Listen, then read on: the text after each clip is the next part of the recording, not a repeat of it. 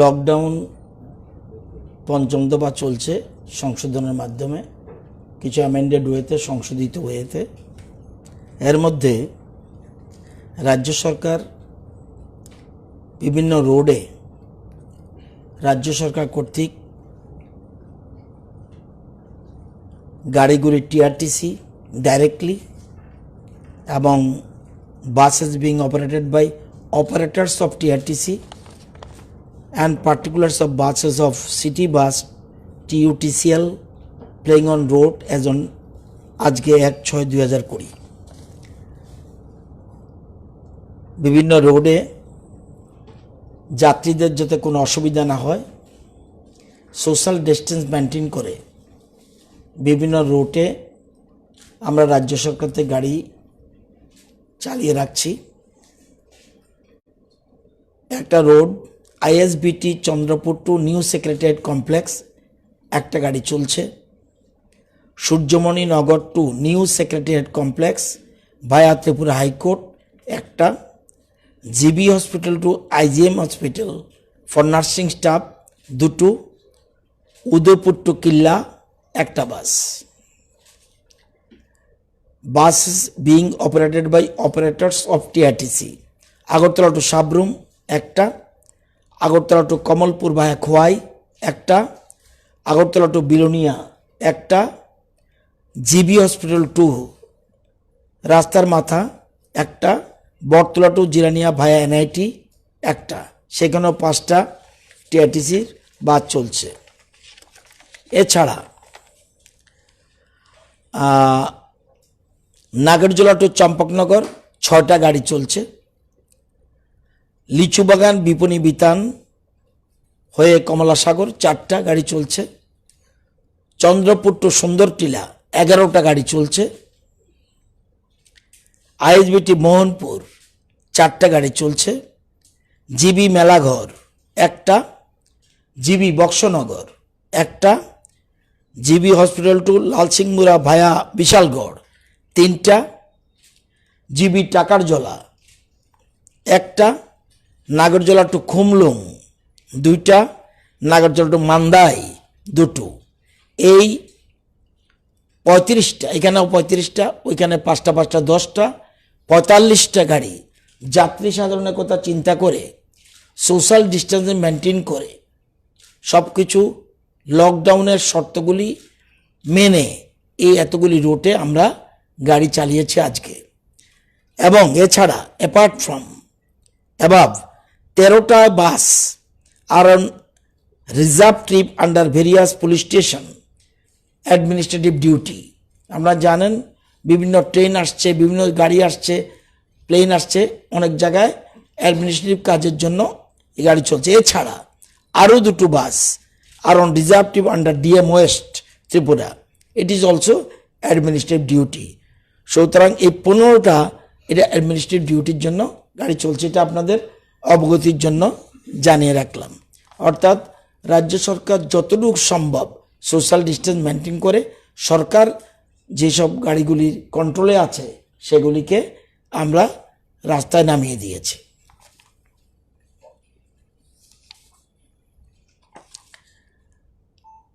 আপনারা জানেন আমাদের সরকার সহায়ক মূল্যে কৃষকদের থেকে ধান কেনার জন্য আমরা সিদ্ধান্ত গ্রহণ করেছি। আজকে পর্যন্ত বিকেলারটা এখন আসেনি, তবু যতটুকু ইনফরমেশন 3,60,000 কেজি চাল ধান, 3,60,000 কেজি ধান এখন পর্যন্ত ক্রয় করা হয়েছে। দুপুর পর্যন্ত, বিকেলে আরও চলছে। এবং এই জন্য 66,53,000 টাকা কৃষকদের কাছে পৌঁছেছে এবং বাকিগুলি আরও আসবে। আজকে পর্যন্ত ডে টু ডে যেটা, সেটা আপনাদের জানিয়ে রাখলাম। আপনারা জানেন যে আমরা আমাদের সরকারের প্রায়োরিটি জিনিসটা হলো গ্রাম গরিব কৃষক। এই 20-21 অর্থ বছরে, আমরা এপ্রিল মাস থেকে নতুন বছর শুরু হয়েছে, এই 20-21 অর্থ বছরে শুধু কৃষকরা পাবে শুধু কৃষকরা পাবে, শুধু কৃষকরা, কৃষিকার্যে যুক্ত যারা, তারা নগদে এবং নগদে ভর্তুকি অনুদান সব কিছু পাবে। কৃষকরা পাবে 1,682 কোটি 44 লক্ষ টাকা কৃষকদের হাতে পৌঁছে যাবে। 1,682 কোটি 44 লক্ষ। এবং এর মধ্যে যেমন প্রধানমন্ত্রী কৃষক সম্মান নিধি, এর মধ্যে পেয়ে গেছেন প্রথম কিস্তির টাকা 2,05,160 জন পেয়ে গেছেন। 2,05,160 জন কৃষক 2,000 টাকা করে ফার্স্ট ইনস্টলমেন্ট এই বছরটা পেয়ে গেছে। এজন্য টাকা খরচ হয়েছে, কৃষকদের কাছে পৌঁছে গেছে নগদে 41 কোটি 2 লক্ষ। এছাড়া আরও পাবে 2,10,000 কৃষক, আরও 2,10,000 কৃষক, টোটাল গিয়ে 4,15,160 জন কৃষক এবার কৃষক এই সম্মান নিধি প্রকল্পে টাকা পাবে 125 কোটি 2 লক্ষ। 125 কোটি 2 লক্ষ টাকা কৃষকদের হাতে পৌঁছবে। এছাড়া শ্রী পদ্ধতিতে উচ্চ ফলনশীল যারা ধানের চাষ করে এরকম কৃষকরা বেনিফিট পাবে 78,000 কৃষক। এই বেনিফিট পাবে 78,000 কৃষক এবং অর্থের পরিমাণ 7 কোটি 64 লক্ষ। শ্রী পদ্ধতিতে হাইব্রিড জাতের যারা ধান চাষ করে তারা পাবে, তাদের মধ্যে কৃষকরা পাবে 1,46,400 কৃষক পাবে 43 কোটি 92 লক্ষ। হাইব্রিড মগদানা চাষের গুচ্ছ যারা চাষ করে তারা পাবে 48,000 কৃষক, তাদের হাতে পৌঁছবে 7 কোটি 20 লক্ষ। মাসকলাই চাষের গুচ্ছ প্রদর্শনী বছর টোটাল পাবে 52,500 কৃষক, এটা 9 কোটি 45 লক্ষ টাকা পাবে। কাউন চাষ যেটা আমরা জানেন এক ধরনের ধান হয়, এটা খুব কাউন চাষ করে ছোট কাউন চাষের, এগুলির জন্য পাবে 11,500 কৃষক, এই জন্য 1 কোটি 38 লক্ষ। এছাড়া বাদাম চাষের জন্য পাবে, সরিষা চাষের জন্য পাবে, আখ চাষের জন্য পাবে, জৈব চাষের জন্য পাবে। মুখ্যমন্ত্রী ফসল যোজনা বীমা যোজনা খাতে বেনিফিট এর জন্য 4,42,000 ধরেছি। কৃষি যন্ত্রপাতি বিতরণ, প্রধানমন্ত্রী কৃষি সিঞ্চাই যোজনা, কৃষি প্রশিক্ষণ, শিক্ষামূলক ভ্রমণ, বিভিন্ন জিনিস, কৃষি ঋণ, এগুলি সব মিলে এই যে আমি হিসাবটা দিলাম এর মধ্যে টোটাল আপনি 2,59,367 জন কৃষক এর মধ্যে বেনিফিট পেয়েছেন 211 কোটি 77 লক্ষ এই 2 মাসে, এপ্রিল মে, এবং টোটাল সারা বছরে পাবে কতজন? 14,06,290 জন। আমাদের যে পরিকল্পনা এতে পাবে 1,652 কোটি 71 লক্ষ টাকা কৃষকদের হাতে পৌঁছবে। এবং আমরা সবচেয়ে বেশি গুরুত্ব দিচ্ছি এই ক্ষেত্রে, এবং এটা আপনাদের জানিয়ে রাখার জন্য বলছি। কোনোটা আমি বারবার বলছি যাতে ভুল ব্যাখ্যা না হয়। আপনারা জানেন এর মধ্যেই 54,260 জন কৃষক 54,260 জন কৃষক কৃষি ঋণ পেয়েছে উইদিন 2 মান্থস। 54,260 জন কৃষক পেয়েছে 54,260 জন কৃষক, এবং আরও কৃষি ঋণ পাবে 2,91,000 কৃষক। এই তথ্যটা আপনাদের জানিয়ে রাখলাম। এটা আমাদের এই বার্ষিক পরিকল্পনা 20-21 অর্থ বছরে। এর সাথে অবশ্যই আপনার প্রধানমন্ত্রী কৃষক সম্মান নিধিও যুক্ত রয়েছে। কৃষকরা যে খাতে পাবে সেটা আমি আপনাদের তথ্য জানিয়ে দিলাম।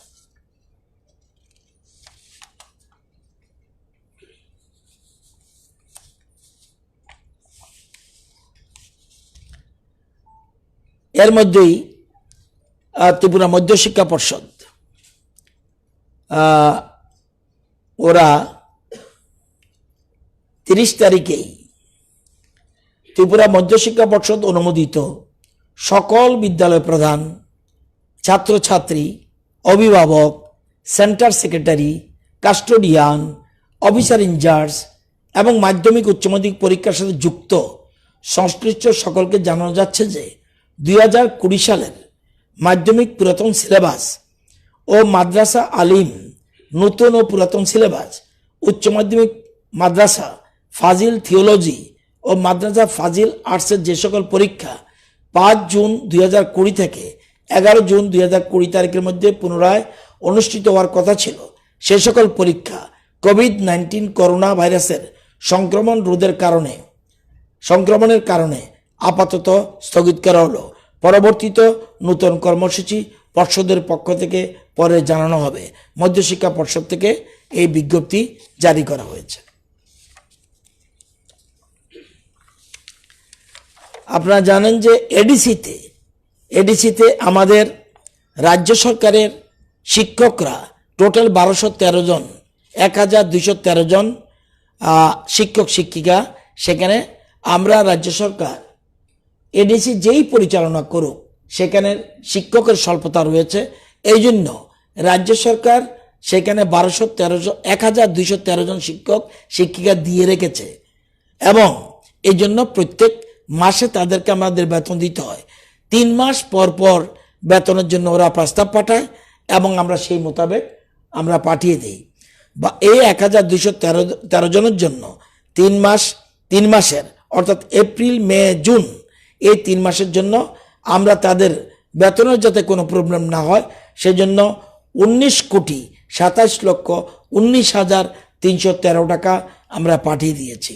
এটা আমাদের শিক্ষা দপ্তর থেকে এটা পাঠানো হয়, এলিমেন্টারি এডুকেশন থেকে এটা পাঠানো হয়েছে, যাতে সেখানের কর্মচারীরা আমরা ডাইরেক্ট বেতন দেই না, আমরা টাকা পাঠাই, তাদের টাকা আমাদের স্টাফ, কিন্তু যেহেতু আমরা গণতান্ত্রিক সিস্টেমে রয়েছি এবং একটা রাজ্যের মধ্যে একটা সবটা সম্পর্ক সুন্দরভাবে চলা উচিত, সেজন্য সেখানে আমরা এই টাকাটা পাঠিয়ে দিয়েছি। আজকেই স্যাংশন মেমোতে আমি সই দিয়ে দিয়েছি।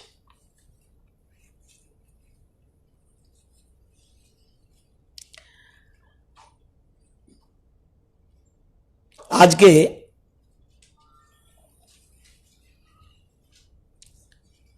পাঁচটা ফ্লাইট টোটাল নামার কথা, সন্ধ্যাটা এখন এটা আমি পৌঁছেনি, এখনো পৌঁছেছে এটা আমি লেটেস্ট ইনফরমেশন জানি না। এয়ার এশিয়া একটা ফ্লাইট কলকাতা থেকে এসছে 150 জন নিয়ে, গেছে 121 জনকে নিয়ে। ইন্ডিগো গুয়াহাটি থেকে আগরতলা এসছে 134 জনকে নিয়ে, গেছে 146 জনকে নিয়ে। ইন্ডিগো দুটো ফ্লাইট ক্যালকাটা থেকে 290 জন এবং এখানে 290 জন এরা নিয়ে এসছে এবং গেছে 283 জন। এবং আরেকটা ফ্লাইট এয়ার ইন্ডিয়া, এটা সন্ধ্যা 6টায় নামার কথা, সেটাও এখন লেটেস্ট খবরটা আমি জানিনি। Number of flights like to be landed MBB airport 2 June এবং 3 মাস, আগামী 3 মাস number of flights likely to be landed at MBB airport 2 June 2020. The flight schedule is for 3 months as informed by Mr. B.K. Sheth, Director, MBB Airport.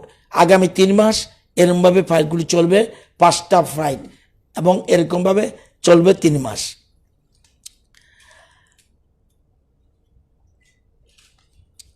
Foreign flight, as per information received from Joint Secretary, Ministry of External Affairs, Government of India, later 31st May 2020, copy enclosed, one flight from Moscow, Russia, will land at Lokpriya Gopinath Bardoli International Airport, Guwahati, পরশুদিন 3 June. সেখানে আসবে আমাদের রাজ্যের 2 জন passenger রয়েছে, সেখানে ওরা নামবে। There are 2 passengers from Tripura, they will be quarantined in Guwahati and thereafter they will be brought to Agartala from Guwahati. Say broad two Agartala from Guwahati তাদের আনা হবে। আর এই ফ্লাইটে আমাদের ত্রিপুরার 2 জন রয়েছে। Train, one combined train with 24 standard persons of Tripura from Goa arrived at Badarpur, Assam today, আজকে সকাল 8টায় পৌঁছেছে। They are brought by bus to Choraibari. Bus was provided by the district administration North Tripura. এরা সকালে land করেছে। One train from Howrah with 408 John standard persons arrived at Badarghat railway station, Agartala আজকে এবং সকাল 9টায়।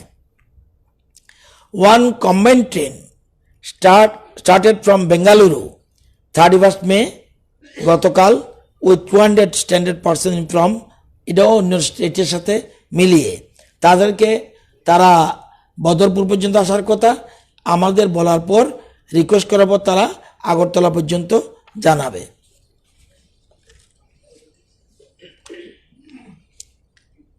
West Bengal 2214 জন interstate movement passes have been requested. 1006 জনের জন্য interstate movement pass issue করা হয়েছে। ত্রিপুরাতে ট্রেন ছাড়া এসছে বাই রোডে 1002 জন। প্রথম ট্রেনটা already started from Howrah rail station এবং অলরেডি আজকে পৌঁছে গেছে এবং সেখানে 408 জন passenger. The passenger flight from Kolkata to Agartala total যে আসলো বিফোর ইয়েস্টারডে এবং 518 জন passengers have landed Agartala in 3 days till yesterday. এবং আজকে তো বললাম তো সন্ধ্যায় 180 জন আসার কথা।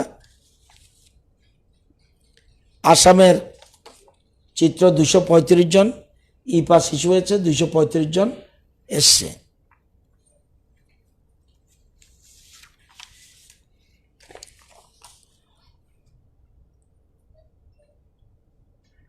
COVID-19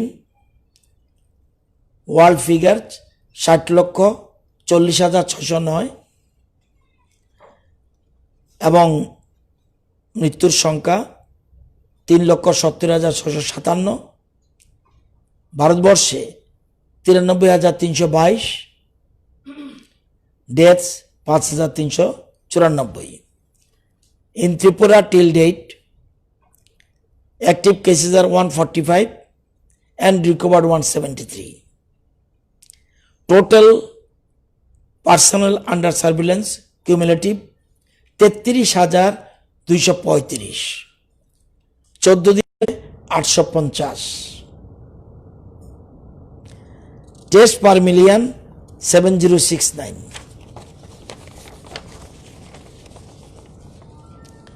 গতকাল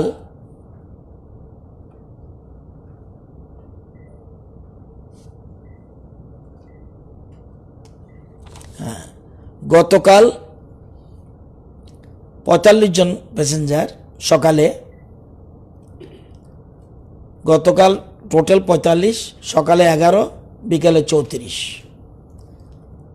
ওয়েস্টের 2, গোমতীর 6, সাউথের 3, ধলাইয়ের 4, Unakoti 2, north 1, Sepahijala 27 positive and were hospitalized accordingly. All of them were returned from Chennai. আজ সকালে 5 জন, সিপাহীজলা 3, গোমতী 2 and এর মধ্যে 5 জনের মধ্যে 3 জন patients are already hospitalised and 2 are on the way. এরা এর মধ্যেই ভগৎ সিংয়ে পৌঁছে যাবে। 3 of them returned from Chennai and 3 of them returned from Chennai of Sibajala district and 2 from Gomati district are contacts. 143 জন পেশেন্ট, 2 জন অন দ্য ওয়ে আছে। এর মধ্যে 142 জন শহীদ ভগৎ সিংয়ে আছে, একজন এজিএমসিতে আছে।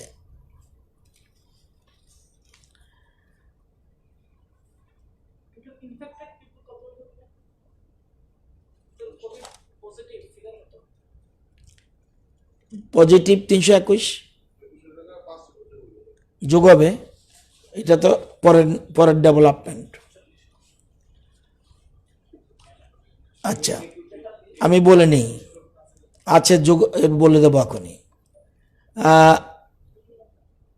143 142 শহীদ ভগৎ সিং আছে এবং ওয়ান এজেন্সি আছে, দুইজন তো আছেই। 300 total 300 passenger arrive today through Choraibari gate.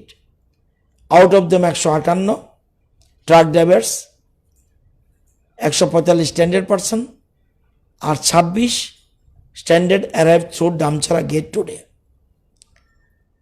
392টা গাড়ি এসছে চোরাইবাড়িতে এবং out of them 27 vehicles are from hotspot area. Total 8টা vehicles arrived at Damchhara gate. 405 জন passengers arrive by train from West Bengal today. 108 sample already taken. The samples Ahmedabad 323 জন এসেছিল, কালেকশন করা হয়েছিল 70। 323 জন আহমেদাবাদ থেকে স্যাম্পল কালেকশন করা হয়েছে 70 জনের।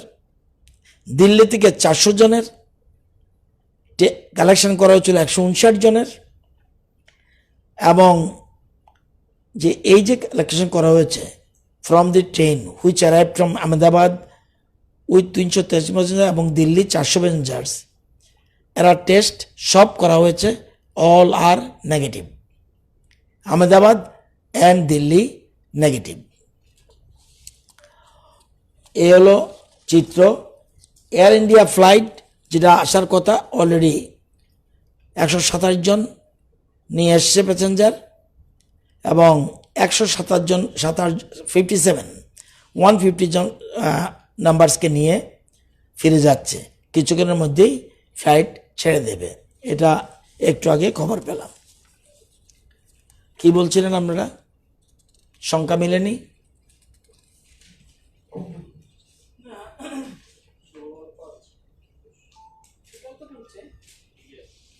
মিলছে না? 5টা তো প্রথম পেজেরটা তো পরে আসলো, এটার সাথে টোটাল মিলবে না। 4টাতে বিমান এসছে আজকে, মোট 4টা বিমানে 117টা স্যাম্পল নেওয়া হয়েছে। আর এখন একটা কত আমি জানি না। প্রথম যে 4টা ফ্লাইট এসছে 117 জন স্যাম্পল নেওয়া হয়েছে, 117। আর একটা প্লেন যেটা বাকি রয়েছে এটার তথ্যটা আমার কাছে পৌঁছেনি।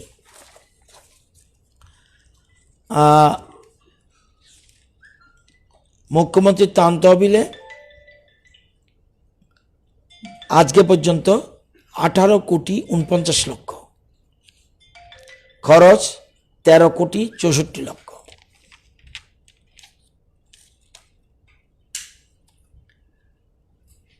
সবচেয়ে বড় কথা, লকডাউন শিথিল হয়েছে, বাইরের লোক আসছে, আমাদের রাজ্যের মানুষ তারা আসতেই হবে।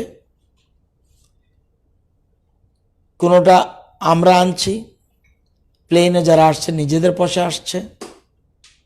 আমরা কাউকে এই রাইট আমাদের দেয়নি, কাউকে আমরা আটকাতে পারবো? গণতান্ত্রিক ব্যবস্থাপনায় গাড়ি চলছে, প্লেন চলছে, তাদেরকে আটকাতে পারবো না। আমাদের রাজ্যের মানুষ আসবে। এত সংখ্যক মানুষ যে রাজ্যের বাইরে আছে বা আমাদের রাজ্যেও যে এত রাজ্যের মানুষ ছিল, আমরা এতদিন ভালো করে জানতাম না। লকডাউনের কারণে, করোনার কারণে ত্রিপুরাতে কত মানুষ ছিল? প্রায় হিসাব করলে 40,000 মানুষ। বহির্রাজ্যের 40,000 মানুষ আমাদের রাজ্যে ছিল। আমাদের রাজ্যেরও বহির্রাজ্যে আমাদের যে পোর্টালে নাম রেজিস্ট্রেশন করেছে এটাও 40,000। তাহলে আমাদের রাজ্যে যেমন মানুষ আছে, অন্য রাজ্যের মানুষ কাজের খোঁজে এখানে আসছে, এটা ভারতবর্ষ, এটা তো আর ত্রিপুরা শুধুমাত্র বাউন্ডারি নয়। কাজের জন্য যে কোনো মানুষ আমাদের রাজ্যে আসতে পারে, অন্য রাজ্যেও যেতে পারে, এবং আরও মানুষ থাকতে পারে। আমাদের পোর্টালে যারা নাম রেজিস্ট্রি করে সেটার সংকটে আমরা বলতে পারছি সংখ্যা বাড়ছে। এখনো কমিউনিটিতে পৌঁছেনি, কিন্তু শুধুমাত্র সরকার চেষ্টা করলেই সবকিছু পারে এটা বোধহয় সঠিক নয়। এক্ষেত্রে সকলের কাছে আমাদের অনুরোধ, এবং কেউ কেউ কিন্তু লুকুচ্ছে, আমরা যদি নিজেরা সতর্ক না হই, যদিও সরকার সচেতন রয়েছে, আমাদের মুখ্যমন্ত্রী থেকে শুরু করে সব রাজনৈতিক দলের নেতারা, বিধায়করা, জনপ্রতিনিধিরা সবাই মাঠে কাছে বিভিন্ন জায়গায় পড়ছে, কিন্তু তবুও আমরা যদি বেপরোয়া হয়ে যাই তাহলে কিন্তু ভয় থাকতে পারে। সেই জিনিসটা আমরা দেখছি। আমরা ডেথ রেট নেই, কিন্তু কমিউনিটির মধ্যে পৌঁছে গেলে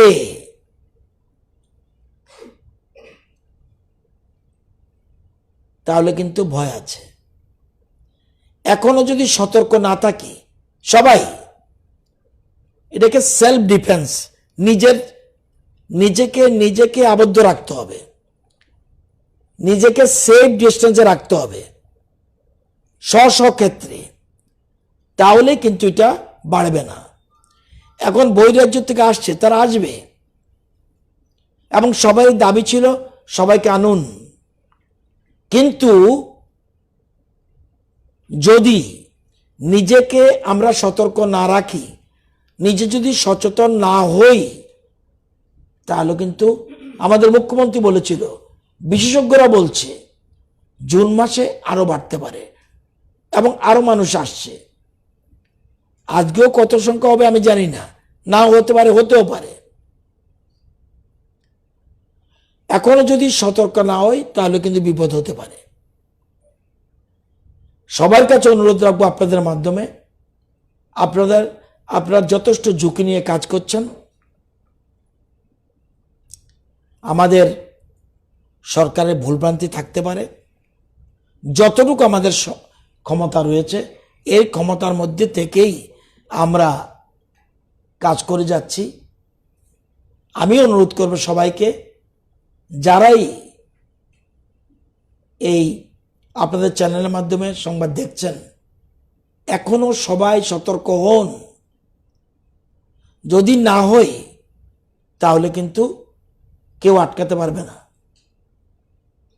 নতুবা কিন্তু এটা প্যানিক নয়, তবে প্যানিক না হলেও উদ্বেগের বিষয়।